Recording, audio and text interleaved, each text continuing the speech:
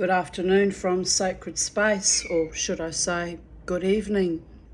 It's 5:30 p.m. on the 28th of August 2024, and it's been a very, very hot day, but a lovely day, but I was really not well today. I've struggled all day, but my beautiful friend Lynn invited me out to lunch and to the Alexandra Hills Hotel that puts on a lovely, roast lunch. So we had a lovely lunch together, and then we went to check out an opportunity shop, St Vinny's, and a new shop they had, which was interesting. And she knows a lot of the people there because she takes a friend there that works there regularly.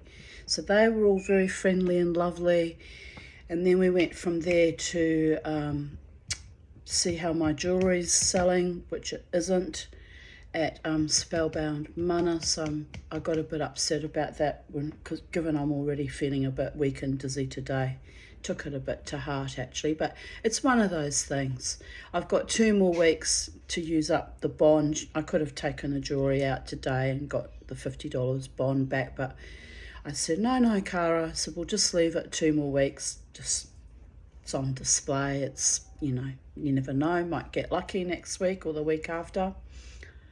I mean, as in sell my jewellery. I have to laugh. I've got to be careful with my words. I really do. I get myself in so much trouble, honestly. But anyway, yes. So I've left the jewellery there, and then we went and had a nice cappuccino, and we got a few things in Woolies, and we went back to Lynn's place, and then I came home, and I was so exhausted and dizzy and weak. I wanted to throw myself into bed, but I've been out with Charlie and picked up a few bamboo husks, the things that sort of come off the side of the bamboo, like big kind of, I can't explain it, but anyway, I put them in the fire ready to burn, and I've got to rake up all the bamboo leaves. Probably do that tomorrow actually. I'm too ill to do it now. But I was picking everything up, and then my neighbour Warren was just about to drive out for dinner with his dad and had stopped to have a quick chat to me, which was lovely, but I got a fright because I didn't even notice him standing there. I just about fainted with fright. That's how dizzy I feel. So anyway, as a consequence of feeling so unwell today, I've made an appointment for my GP tomorrow. Kind of under a little bit of, sufferance, because Lynn said, I think you really need to see a doctor. You might be low in iron, you might have diabetes, you might have this, you might have that. No, I'm just dying from the fucking CPAP, which my psychiatrist meant well, but it's knocking me around. But anyway, I'm persevering with that, and I'll get my blood pressure checked tomorrow, and I'll get another script for another medication I need from time to time. And I'll mention to my doctor that I worry that I may have developed diabetes, and maybe get a test for that, because the way I feel, I'm not feeling really good at all, quite frankly.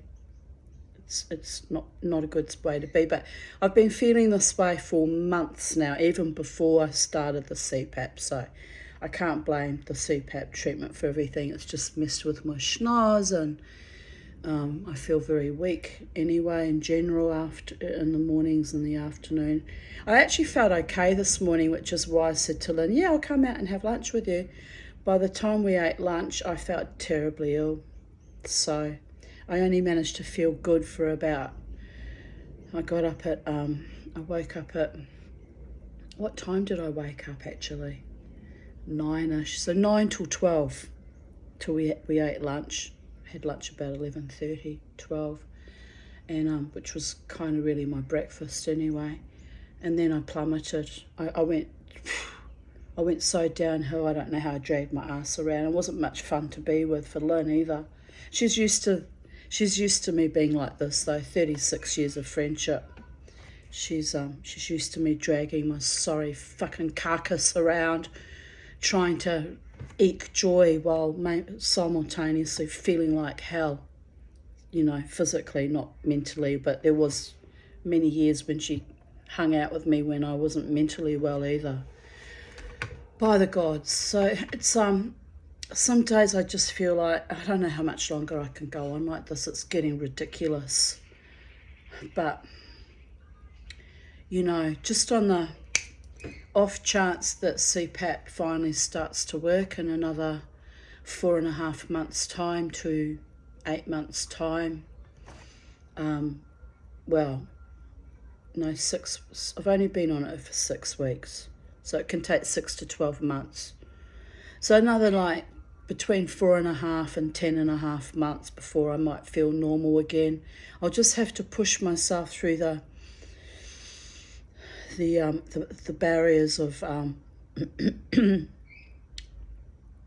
fighting between life and death constantly on a daily basis. Am I right? That's what it's come down to.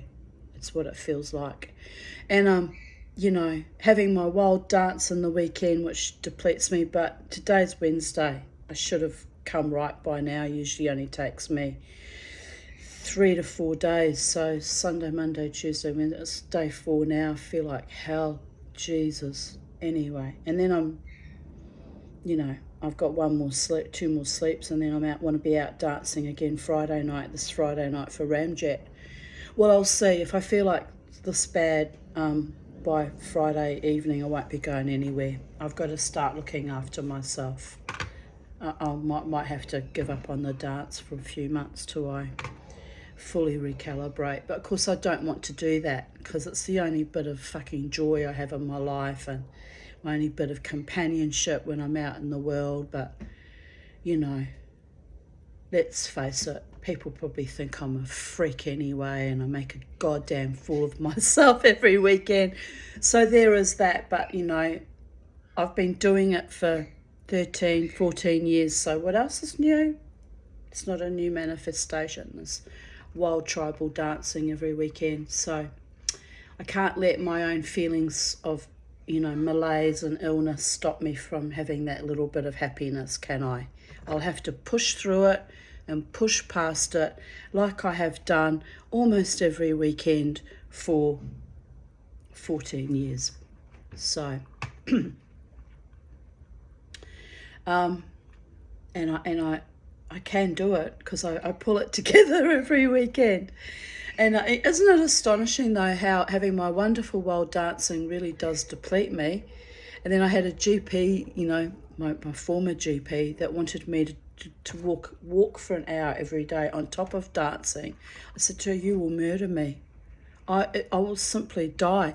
Oh, the more exercise you get, the more weight you lose, the better you'll be. No, it knocks me so hard just doing the dancing. But I do it because it's exercise and it's music and it's, you know, being around other mortal humans and a bit of fun and a bit of frisson at times, you know, a bit of excitement sometimes. And the people in the club are so wonderful to me. And if I didn't have that, I might as well curl up and fucking die. Am I right? It's same reason I fought hard for 12 years to maintain my little spot at the casino, even though the casino was really toxic. Well, anyway, that building is now vacated now, the Treasury Casino. They're in a new space, and I'm happy with my Brooklyn Standard Club, where they spoil me lavishly and affectionate and kind. So I'll persevere, but I'll just have to get through this adjusting to CPAP thing, and if I don't adjust to it, I'm not going to make it, people. I'm not guilt tripping or being manipulative, or I'm not going to make it. I know that. I realised that today. I thought, I'm not going to make it. If things don't improve soon, I'm not going to be able to survive it.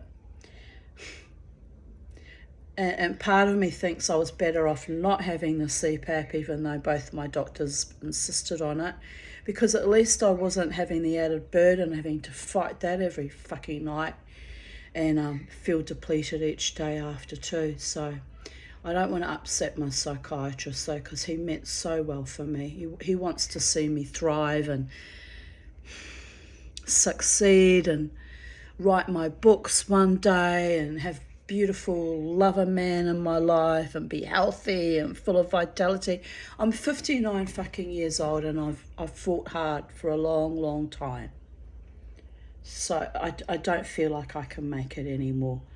But I'm saying this on my open YouTube video because I go back and review my own videos regularly, sometimes at least once a day, twice a day, and listen to what I'm actually saying, putting out to the gods and the cosmos and my own higher mind and my own psyche. And sometimes I'm astonished at how when every time I think it's the 11th hour and it's all over, Red Rover, I do a miraculous kind of mid-air pirouette and turn my life around. Maybe not completely around, but enough to forge on ahead for another 5, 10, 20 years. I've done it. I've done it multiple times. So I mustn't buy into my own feelings of unwellness right now and my own feelings of despair, because they're illusions. You know, my body feels weak and dizzy and unwell, but my mind is capable of pushing myself through it. One more day, one more evening, one more night, one more morning, one more a week, one more month, and time goes by and time rolls on like a river that never touches the same stone twice, because it's always a process of evolution, and flowing and manifesting and growing and pushing myself forward like a little tendril coming out of the dark morass of the ancient traumas and pushing myself through, going, hell no, I'm not going to give in yet. And this is why I'm still alive, because I'm gifted by the gods with that much. There's a lot they've taken away from me, okay, a lot. I've missed out on a great deal and I want to cry. There was a few times today when I was on the brink of tears, just thinking about what has been stolen from me, you know, mentally, physically, emotionally, financially, romantically, everything I've failed at. But I'm a success at failure, am I right? Quentin Crisp and I are simpatico on that one. Well, Quentin, I dusted my bedroom and my lounge yesterday, and you're wrong. After 6 months, the dust doesn't get any worse, but it certainly doesn't rectify itself on its own merits either. Which reminds me, along with raking up leaves tomorrow and burning them, I still have 3 rooms I need to dust. Oh, Mama T, by the gods. But anyway, Rati's coming in the morning, you know, normal Thursday, and the floors will be cleaned, and this varnish has gone funny on my table again. Always goes off. Varnish used to last 20 years. I just varnished this not long ago, about 2 years ago. It's already going sticky and horrible.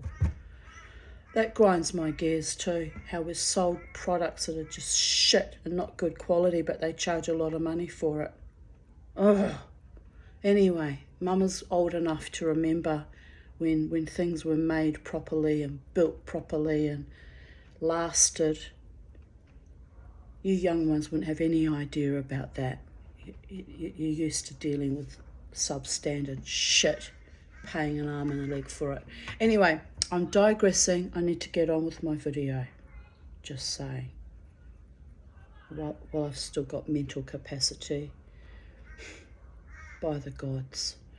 So today's memories are titled An Inauspicious Date Which Sealed My Early Fate and Mad macaw passions.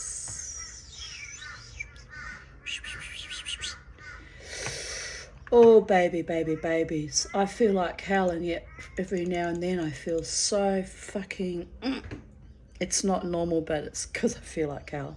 I'm fighting my own, you know, declension into whatever the gods decree. Speaking of mad macaw passions, I have to take the charger out because it pops us off. Here's a photo of something I fell in love with once. It was the biggest passion of my life for about 3 weeks. Oh my God, I'm a bit mental, can you tell? Yes, that's why most men can't handle me either. My eccentricities and my anomalies and my delightfully exciting, stimulating ways. If you have a beak and really long blue feathers and a yellow head, although the one I fell in love with was turquoise and yellow. Oh my God, he was a handsome bird. Oh, he was a gorgeous bird. But anyway, if you're a bird or an animal, my love can be supreme, more than for any human man, just saying. Maybe that's what went wrong with some of my love lives. They were jealous of my dog and my cat. Dave, I won't say his full name, you know, Wiglet Nitwit was jealous of my dog. A man who's jealous of a sweet little fluffy puppy is a whole level of evil and sickness that even I can't wrap my mind around. I knew then, why am I in love with this man? He's evil, completely evil. Jealous of a dog. And then all my cats started dying one by one. I wonder if it was something to do with him. I just wonder. Can't accuse somebody of that because it's not fair, but I wonder. One by one they died, and then the dog. Fuck that evil shit. I said to the lovely Cara at the Spellbound Mana shop where my jewellery is, she said, nothing sold. I said, that's okay, I'm not having a good time with it, Cara. I've sort of had nothing but evil for the last 2 months, and I'm pushing through it. I'm pushing through it and pushing past it, and I'm fighting my way because all storms must end, and if they don't end, the last years of my life will have been spent struggling against the most supernal fucking evil. And I just wanted one good thing. Well, it is what it is. Anyway, I had a lovely day with my beautiful Lynn, who loves me completely and understands me and is loyal and a true loving friend. And I got there, her husband Peter was happy and bubbly today, which is lovely to see, and I was happy to see them, especially seeing them all happy. And then their little granddaughter arrived. Oh, that child is just a most exquisite little creature. She looks just a miniature of her mother, Tracy, you know, and oh, she's a gorgeous little girl and so friendly to me and sweet. And I said to Lynn, you know what, Lynn, I want to cry. I said, at least you have so much joy, and the joy and delight of your grandchildren. At least you have that much in life, you know. Yeah, she's done well in life, had a good solid marriage and a wonderful home and a gorgeous family. And anyway, I'm not jealous, don't get me wrong, I'm happy for her, and she shares her family with me, you know. Auntie Tanya gets to spend time with the little one for a short period of time, you know, be included as if because we're such long time friends, Lynn and I, you know, the kids treat me as if I'm a real sister or auntie, you know, it's just gorgeous. Anyway, here we have it, another reminder, 28th of August 2023, another lovely day. Lynn visited and brought me 6 pairs of shoes.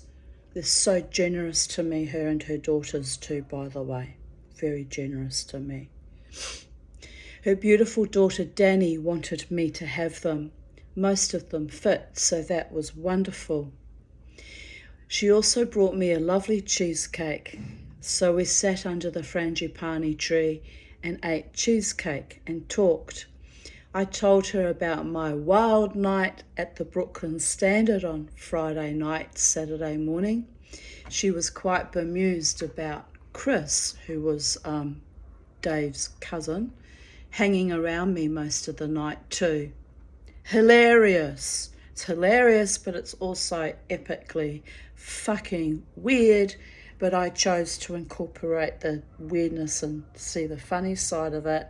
Otherwise, one could simply not exist in this life when one's treated with such inappropriateness and weirdness. It gets fraught and bizarro and odd, just saying. Just going to close the front door.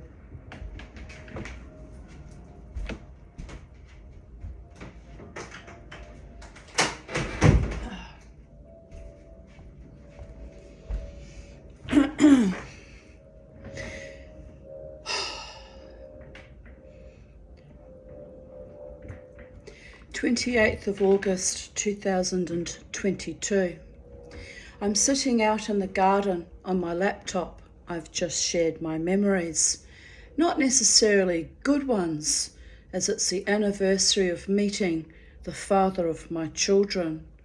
1982, when I was 17. Not just 2 and a bit, 2 months, 4 months over. 4 months over 17.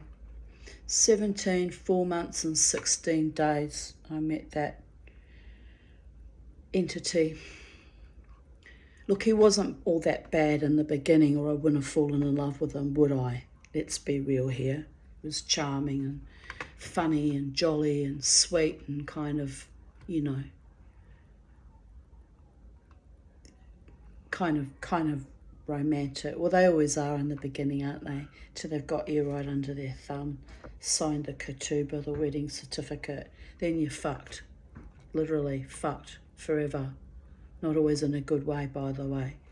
But not all men are bad. I had to remind someone of that on Saturday morning, early Sunday morning. There are good men out there because I know them and I'm proud to call them my friends.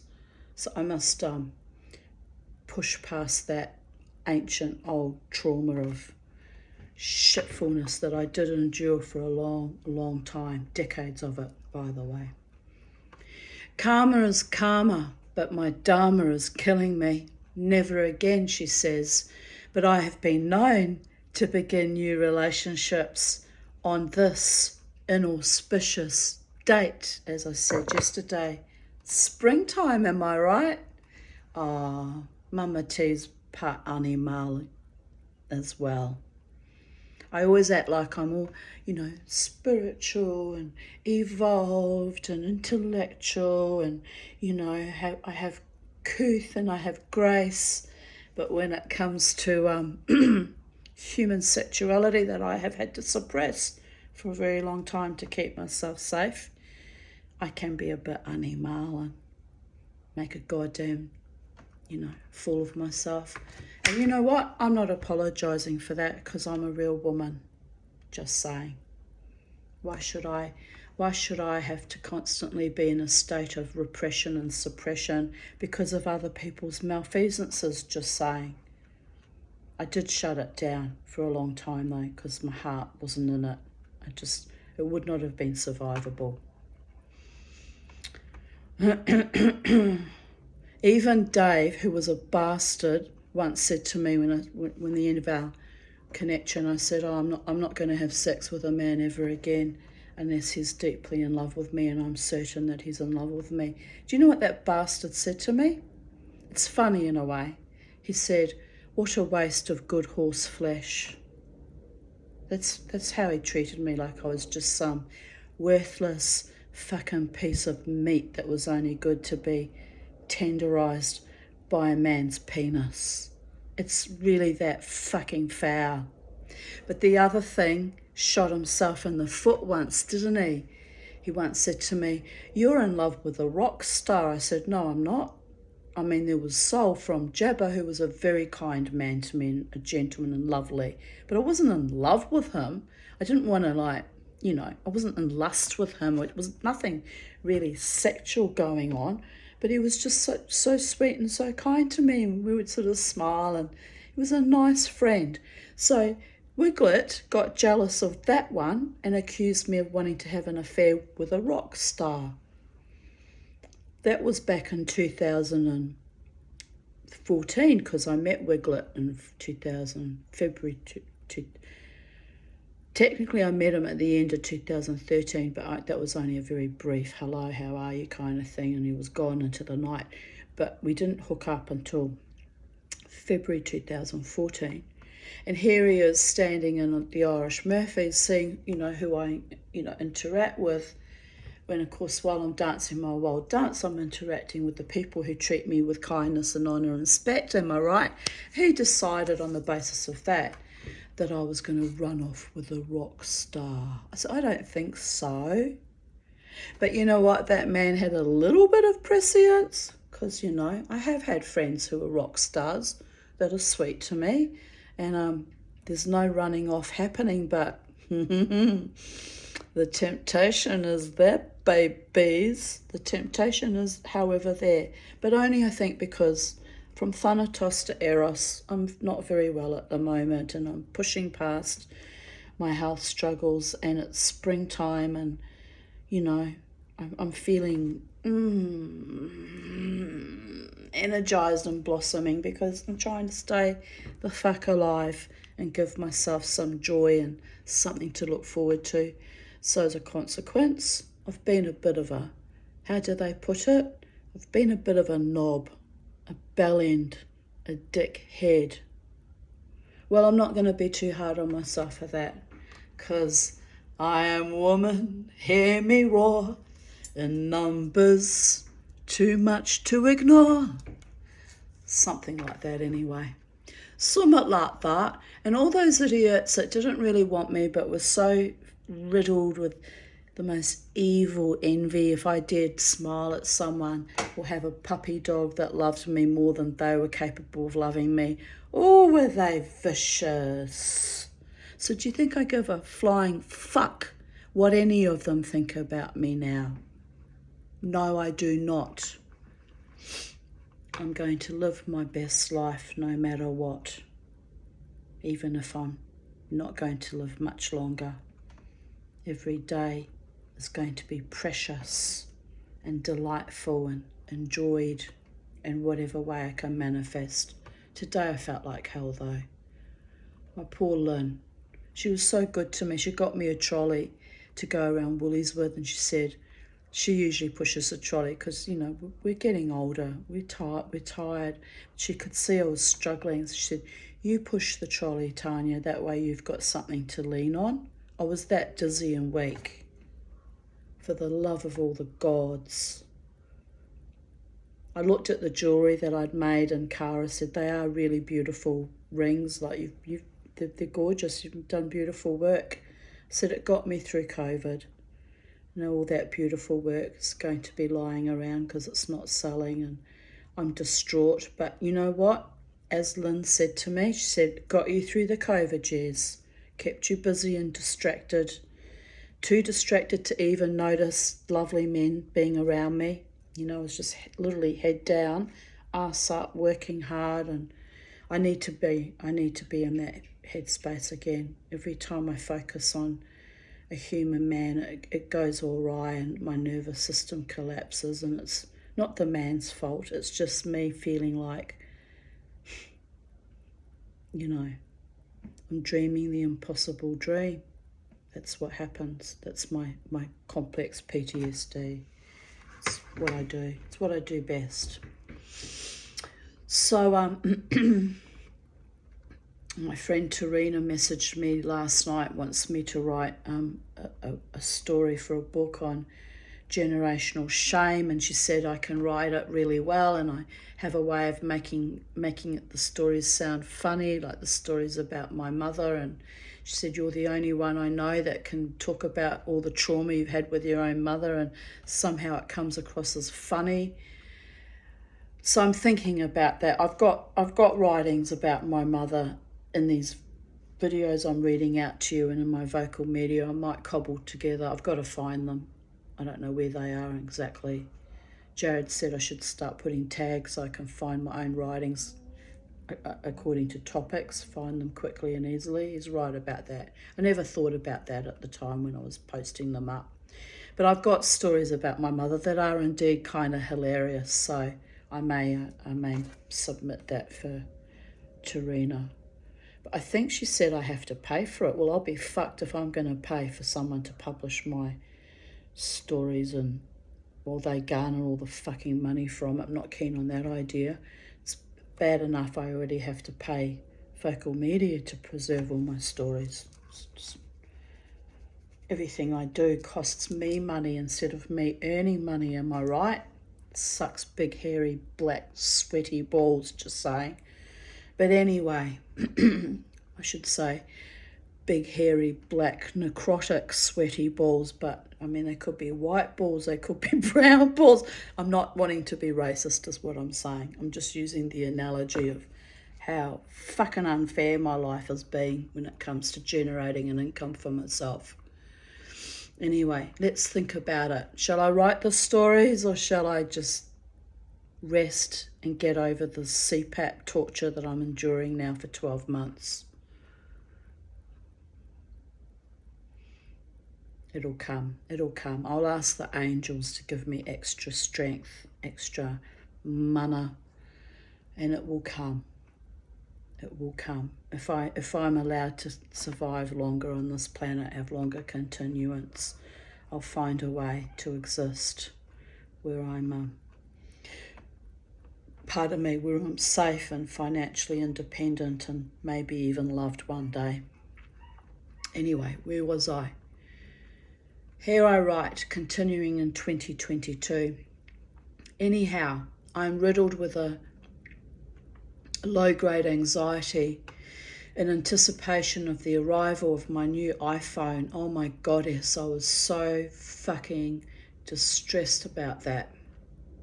I really was, and I've had nothing but problems with Optus since I bought that phone. This is the phone I'm filming on. I've got one more year before it's paid off. If I had the money, I'd pay it completely off now, and I would change to another telecommunications company. That's how badly I've been jerked around and maltreated. But I had a phone call from the Optus, because the ombudsman makes them try and make a resolution with you. That's going to be a waste of fucking time. I can already tell. I couldn't even get back to the woman. So anyway, I said to Lynn, I'm not well today. I can't deal with this. I will kill myself if I have any more added burdens on my nervous system in this moment. She just looked at me and nodded. She knows what I'm like. So I can't deal with it. So I rang them back and, played phone hockey with them. And anyway, whatever. But yes, if I had the money, I'd pay that off and I'll never, ever, ever deal with them again after being a loyal customer for 30 years. That's how bad it's been. So anyway, life goes on, babies. Sometimes I think I should just go off grid, but how would I make my YouTube videos and whine about my life, How would I show you the journey and the triumph over oppression and my constant fighting forwards, pushing forwards against all the odds? How would you get to witness that? Me being slowly tortured by the gods and other mortals.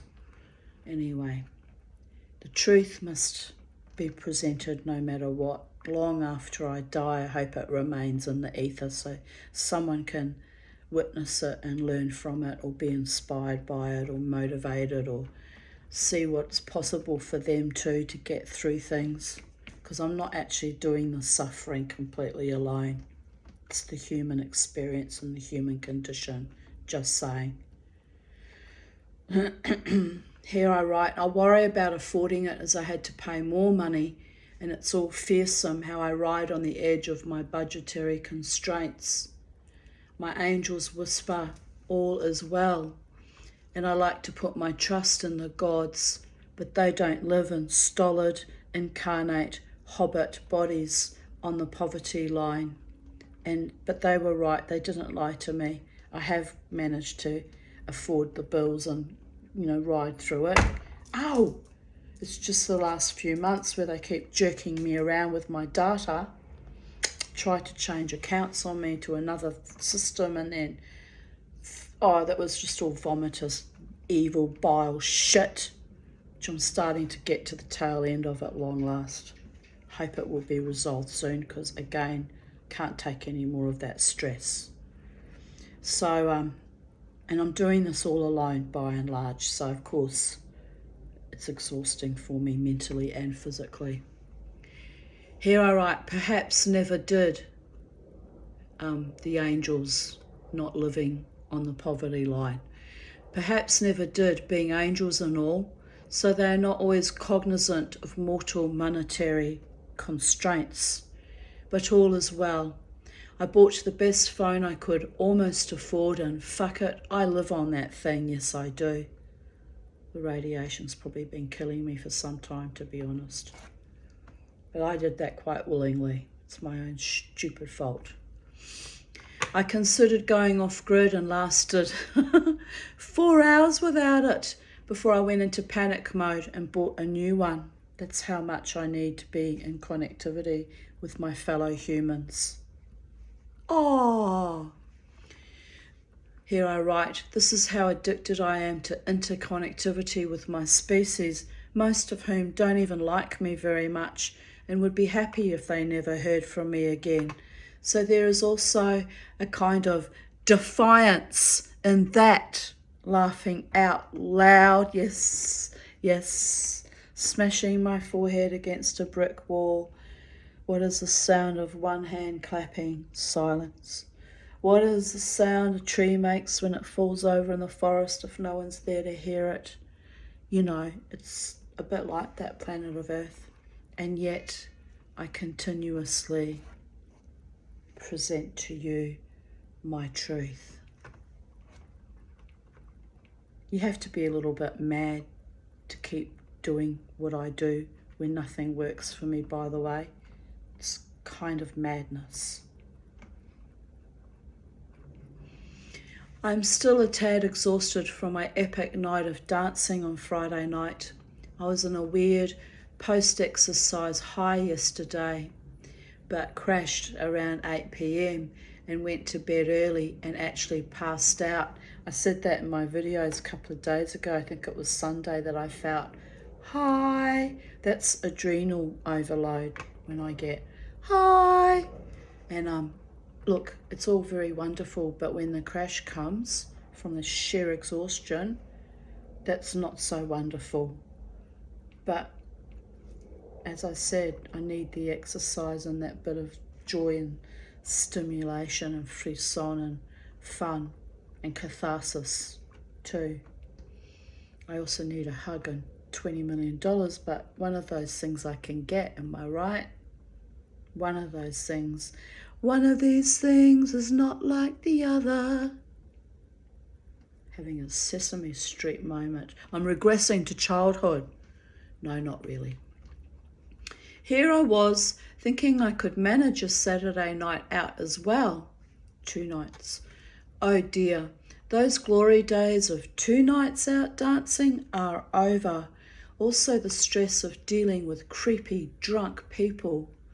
So I'm nurturing my body, mind and spirit, nursing my vague sense of loneliness, which I often get after being out in the wilds of Brisbania.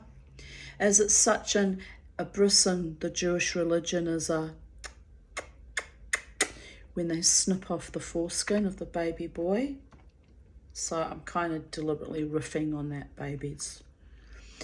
As it's such an anticlimax, reverting to my isolated middle-aged state in my garden. But the birds are busy and so am I, living life in freedom and happiness, even with my piquant bathos.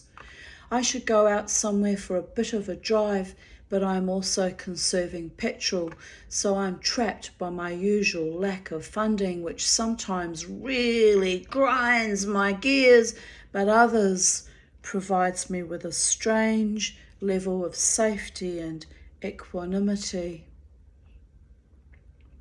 I want to go to Redcliffe and look for sea glass, but I might wait until I have my new phone, as it's an hour's drive, and if I have an accident or breakdown, that would be problematic to say the least.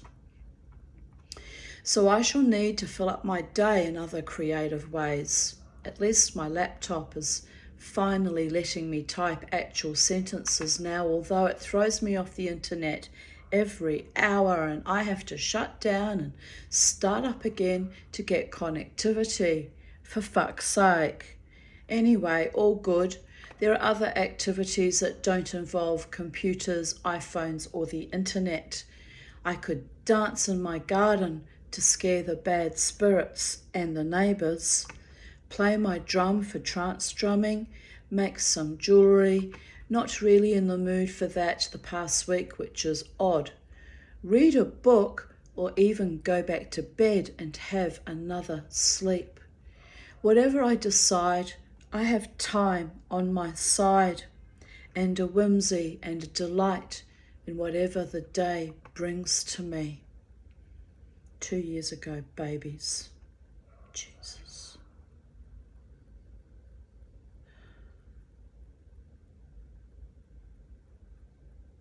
However, 28th of August 2021, 2:52 a.m. I had a great night dancing at the Brooklyn Standard for alter egos, my handsome, talented men. A young, passionate, wild weirdo approached me and said he would strip for me and dance on the pole I was leaning against. There's this like kind of square pole that holds up part of the architecture. I said sarcastically that I would pay to see that. So he scaled the pole halfway up like a jungle monkey, and I smirked and told him I was impressed. He tore off his shirt and pressed his young, lithe, and very toned body into me. But I gently pushed him off me, albeit very much aware of a delicious electric frisson that coursed through my veins momentarily. He pulled at my silk skirt and I tutted him schoolmarmishly. He hurled himself at my feet and threw his upper torso backwards. Quick as a flash, I gently positioned my boot on his chest as though I was going to crush him. I pulled a face. The crowd around us hooped. Young lad stood up and we sorta hugged. He was impressed. I was bemused. It's weird how men, even young men, feel the need to test me. I might be old, but I've still got great reflexes and a flair for show business, laughing my ass off. It's kind of comical that I have a daughter who's a professional actress, am I right? Anyway, Mama T never went into full-blown show business apart from her funny little antics when I'm out dancing, because I find it amusing and a bit of fun sometimes. All good. No one got hurt, and it was just a bit of cavorting. He was a lovely little attention seeker. Oh, he was. He was such a flirt, that boy. Probably gay, to be honest, but oh, was he mischievous. Anyway, the security moved in. This was after I put my foot on his chest. His eyes did flicker momentarily because I think he was worried that I was actually going to, kick him in his chest, which of course I would never do. It was just pretending, being wild and mischievous. Would never hurt someone like that. There's no need. But anyway, the security moved in and I worried they thought I was the aggressor or drunk. But no one got into trouble. I kept dancing until 1 a.m. when my energy seeped out of me. I was thrilled that I got to mosh out to Zombie and Into the Night. Now tucked up in bed and ready to sleep. So that event happened. I wasn't dancing regularly at the Brooklyn Standard in those days. That was back in 2021. So it must have been in the time period when I was had the shits with the casino for some reason. I'm not even sure why I was at the Brooklyn Standard that night. But anyway, the magic happened, and there was this gorgeous young man. And when he got on my last hormone and I flickered up like that, I realised, I was like, Mama's coming back to life in this old body. 3 years ago. It took that much. Anyway, it's funny because of course I didn't do anything about that, But he was a child, and I was just there to dance and have a wild old time. But it's funny how these young men will approach me, even recently at the Brooklyn Standard, and they'll stir me up something chronic. I wonder if someone's putting them up to it, because it's beyond bizarre, really bizarre. But I tell you what, a few weeks ago when those two young men were dancing wildly around me, I said, boys, do not get on my last hormone because you'll be in DANGER. Do you understand? Because they'd had a few drinks. They're like, what? I went, danger? The danger zone? Oh, they loved me, those boys. We danced even more wildly then. But it was just them being mischievous. They were actually lovely, lovely young lads. So I don't mind if they're lovely and they're not being creepy and trying to slather on me, but that boy in 2021 wanting to do the strip show for me was hilarious. Absolutely hilarious. I don't think I've ever seen him there again. It was odd, very odd, like completely out of left field. Just why the security guards came running out worrying about me, I think. But no, it was odd, but we rode through it, because show business, babies, have a bit of fun. Got to have a bit of fun sometimes. Harmless fun. I'm all about harmless, cheeky and mischievous at times, but harmless fun. Still in 2021, I write, I've been trying to solder my precious new bracelet all day, to no avail. I've watched the same soldering video over and over again. I still have no idea what I'm doing wrong. I'm so exhausted. I'm starting to feel a little berserk. If I get too tired and overstimulated, I can go a bit berserk. Like a child, overstimulation will launch me into hypomania. But anyway, it's all good, people of Earth. All I can do is try again tomorrow. I hope I've not ruined my beautiful bracelet.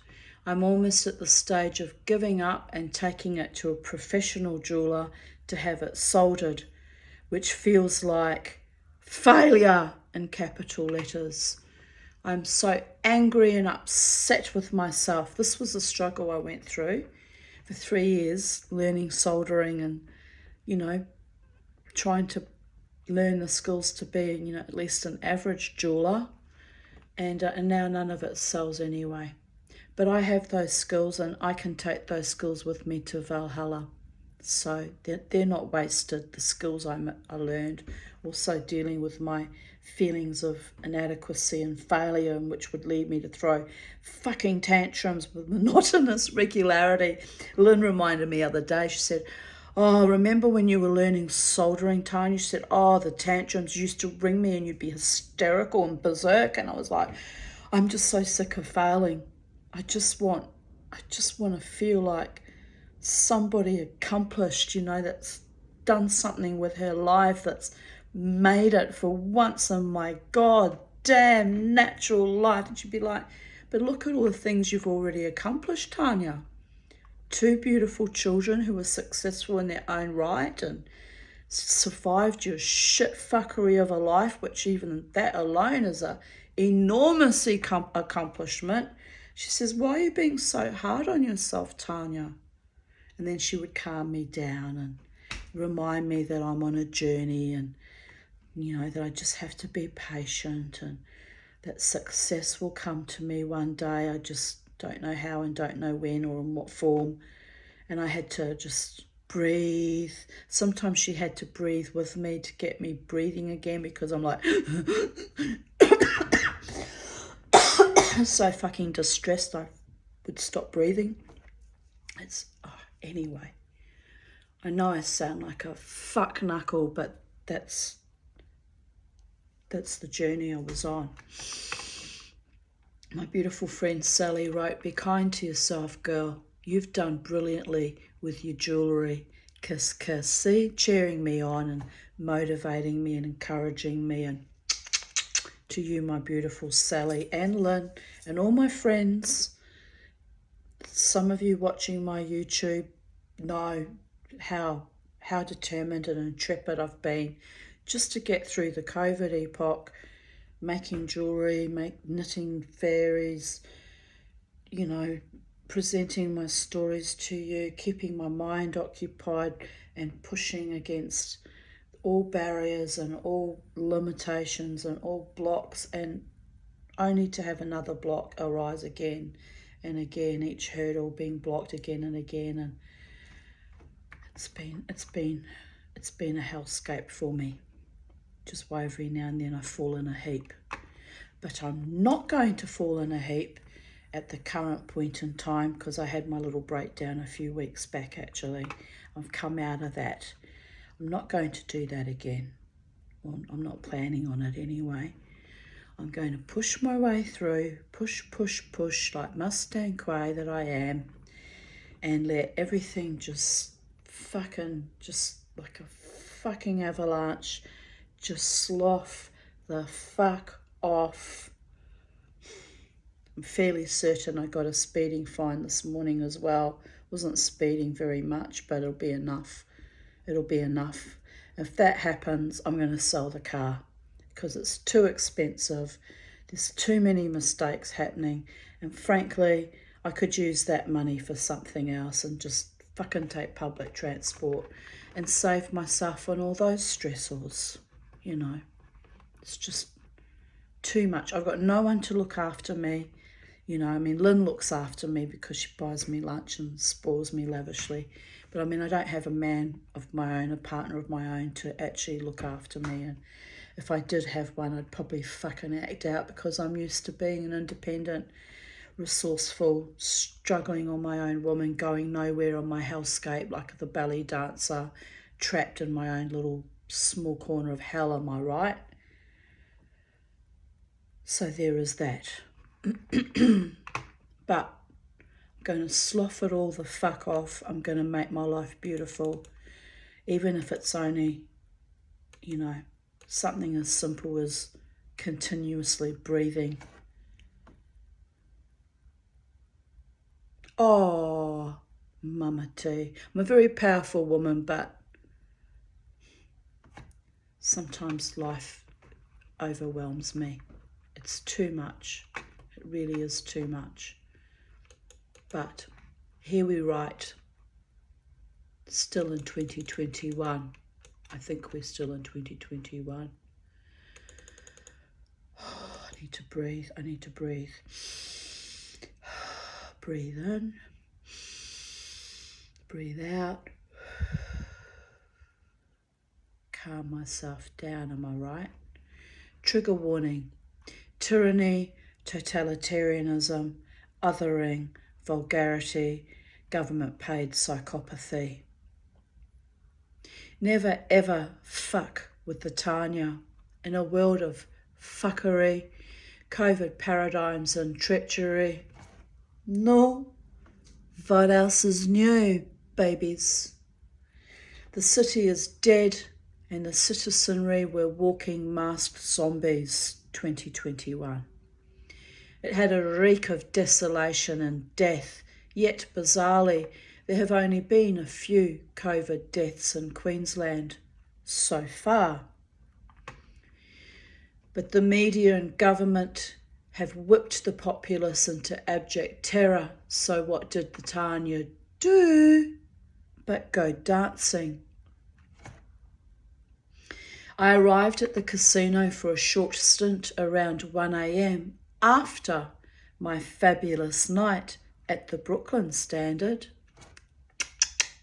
My darlings. I asked myself why I would put myself back in that den of iniquity and treasonous superficial fuckery. But my spirit insisted. Yes, sometimes my shame and self get sent on little missions that don't even make sense to me. And when that happens, I don't dare disobey because it's coming from a far higher power than my silly old hobbit self, just saying. So I never question it. I do as I'm told. I argued a week with the angel that wanted me to go to the Outlaw Motorcycle Clubhouse because I was worried that I might end up an onion or dead. I did worry. It was a reasonable fare because I didn't know anyone when I went in off the street there. But my angel guided me.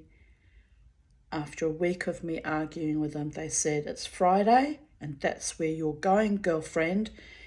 Put on your makeup, whack your flower in your hair, I dressed smart casual. I didn't go all glam the first time I went there because I didn't want to be overkill and threatening. And off I went with my boots and my attitude on a mission. It was a kind of a mission. Went bad at the end, but the mission must have been completed. So if you ever see me out in the night and I've got a look of determination or blood in my eye and I'm sipping my Jack Daniels and I'm looking a bit kind of wild-eyed, or worse, so serenely calm that it looks like I'm just brewing something just undercurrent, I'm on a mission from whoever runs this multiverse.